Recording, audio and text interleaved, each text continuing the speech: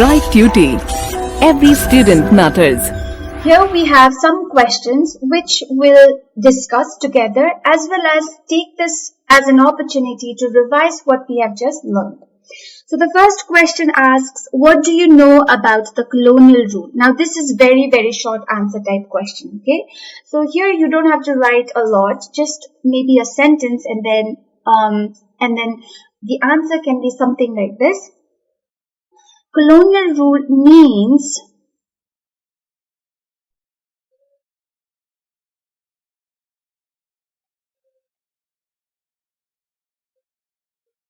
control of India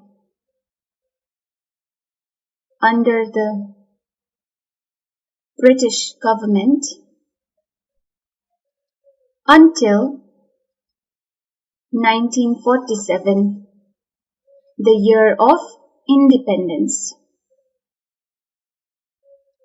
Alright? Okay, next question. When was the Supreme Court set up in Calcutta? This was in the year 1773. The next question. When did Delhi become capital of India? It was 1911. Okay. Coming to the next question. Here you have four options. You have to choose one correct answer. So the question asks, in 1773, the Supreme Court was set up in, we have already done in this question. So obviously the correct answer is Calcutta or present day Kolkata.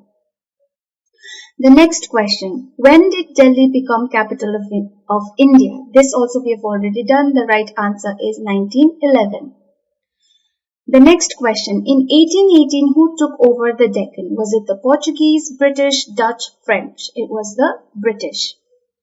The next question, small town in the countryside is called Kasbah, Ganj, Market, Local Market. They were called Kasbah. Small town, they are called Kasbah or sometimes Ganj. The next question, the first All India census was attempted in the year 1872, 1910, 1921, 1892. The correct answer is 1872. Let's look at the next question. Which of the following towns had grown into an important commercial town in 1761? Was it Calcutta, Madras, Delhi, Bombay? It was Bombay. The next question. Give the names of any four planned cities in ancient India. We have to give four cities that were planned that existed in ancient India. So you can name some of the towns of the Indus Valley civilization or the Harappan civilization because they were the planned cities. Alright, so you can name Harappa, Mohenjo-daro,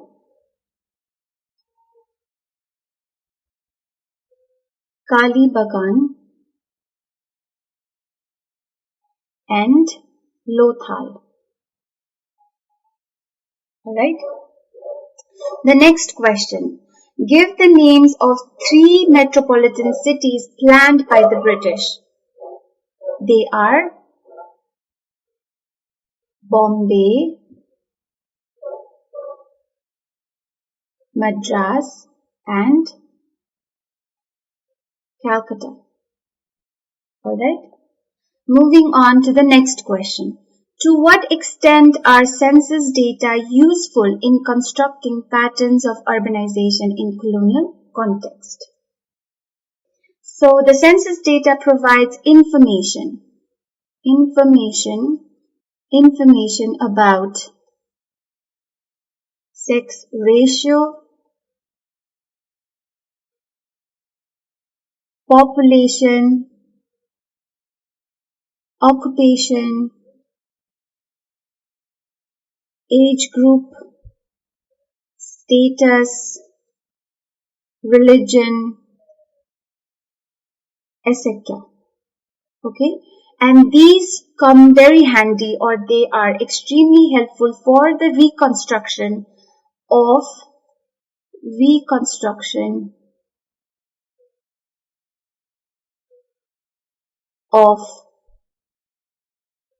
colonial cities and also for the British government to plan the development of the cities. Alright. Next question. How did prominent Indian merchants establish themselves in the colonial city? They settled in black towns, built houses, bought large tract of lands in the outskirts of the cities, built temples in the cities, and through lavish parties for their colonial masters. Okay, that's how the Indian merchants established themselves in the colonial cities. Moving on to the next question. What was the condition of the metropolitan cities during the colonial rule in India? Number 1, municipal corporations were built, and these municipal corporations, their main function was to administer the newly emerging cities, colonial cities. Number 2,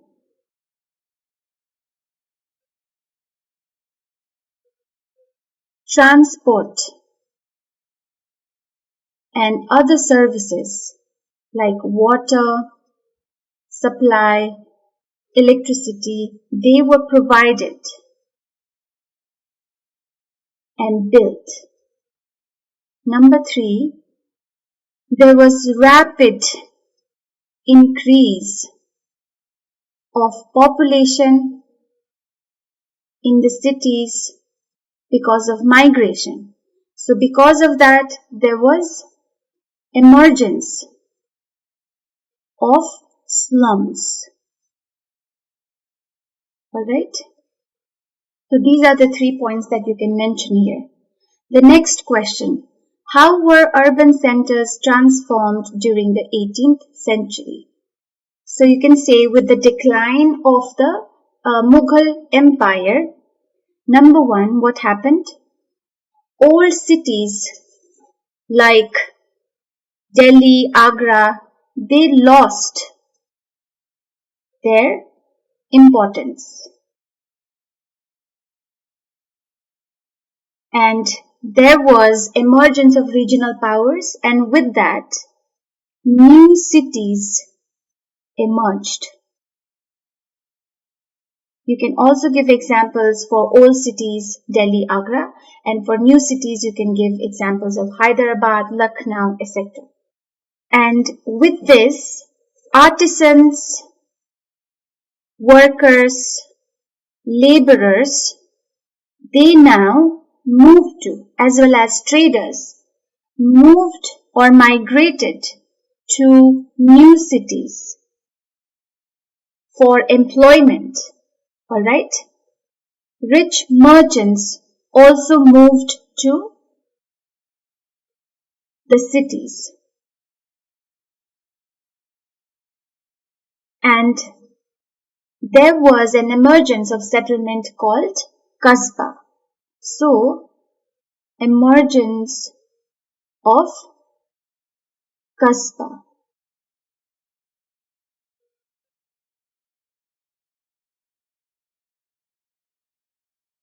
And then 6th point is, there was also emergence of port cities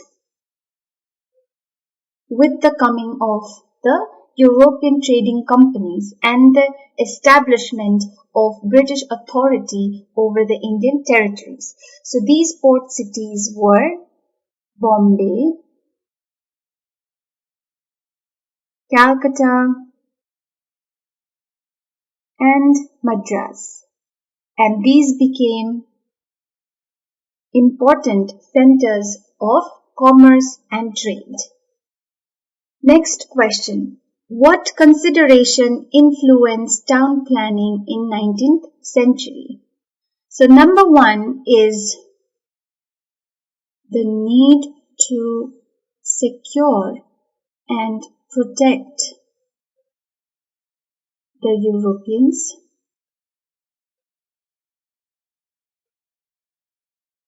from rebellions of the natives. That was one consideration. And number two is the health and hygiene.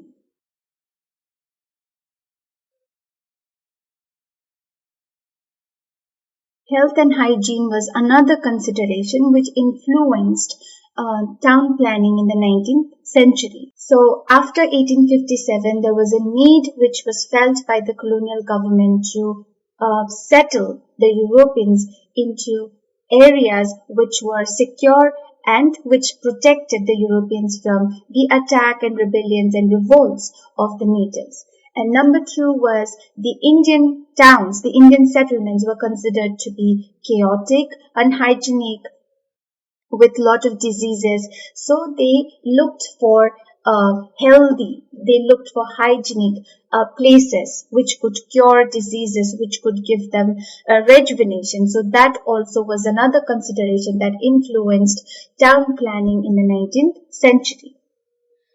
The next question, what were the new kinds of public places that emerged in the colonial city? What functions did they serve? So the new public places were public parks,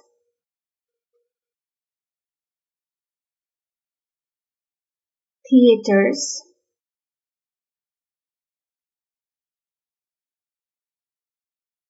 clubs, etc. The function that they served was that they provided new forms of entertainment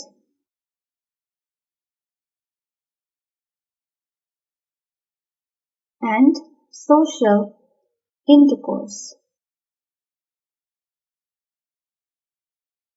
The next question, to what extent were social relations transformed in new cities?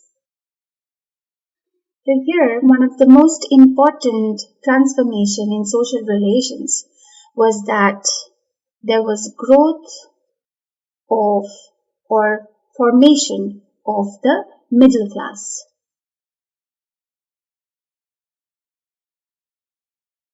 They were educated,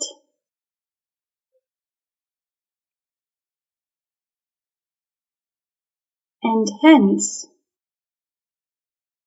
voiced their opinions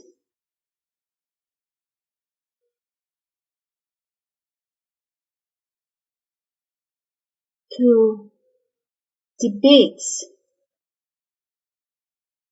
and discussions and newspapers, journals, etc.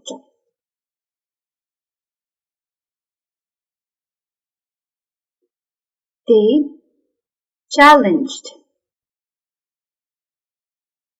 social norms and customs. Alright?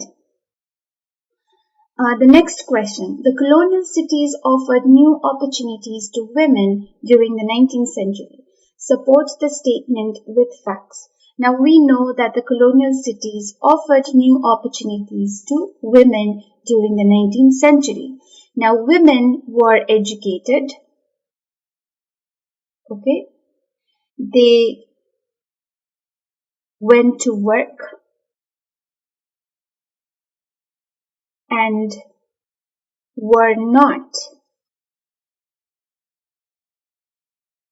made to remain inside their houses.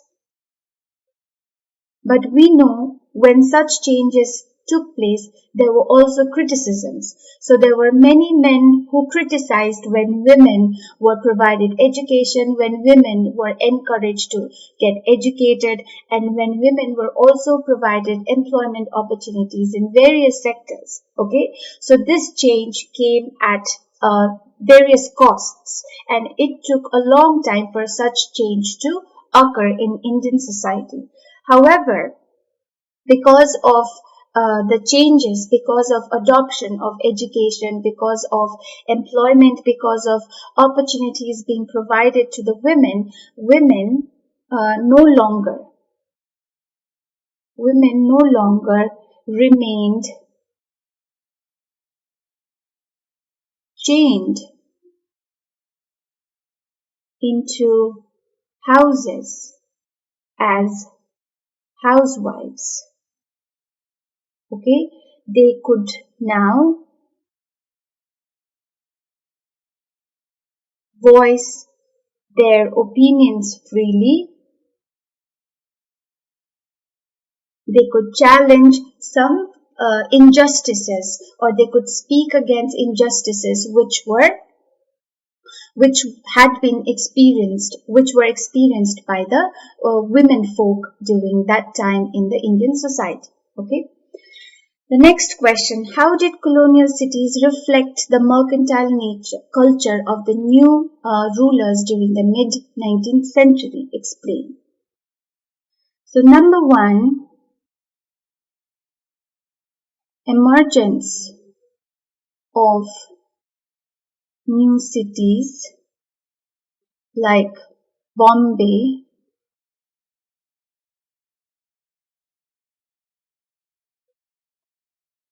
Calcutta, and Madras. And these became commercial centers. Number two, migration of merchants, traders, laborers in the cities to provide services to the colonial masters. Number three,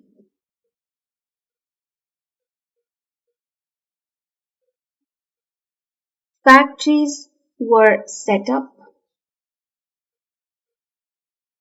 and they were fortified or walled. Number four, railways were introduced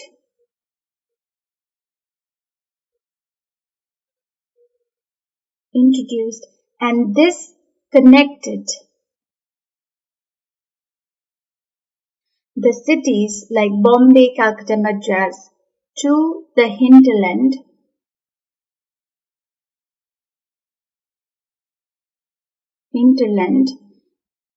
and made the transportation of raw materials, distribution of the finished products into different parts of India easier and convenient. Okay. Next question. Explain how the conversion of census data into convenient statistical data by the Britishers in India riddled with ambiguities in the late 19th century. So this question sounds a bit difficult, but basically this question asks us to explain why we cannot trust the census data, why we should not or why we should be cautious while we use the census data. Okay, what is the drawback of the census data or the report that the census provides? It's because census categorizes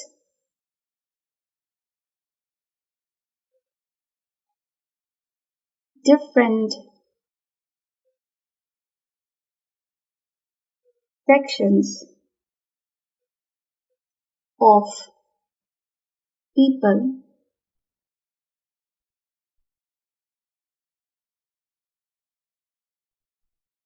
arbitrarily.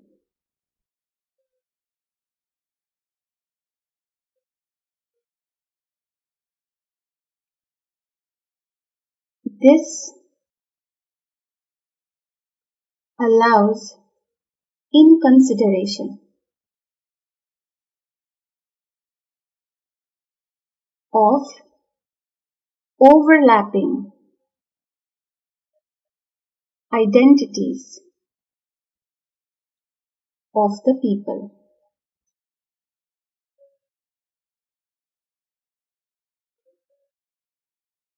And this leads to incorrect or misleading information provided by the census.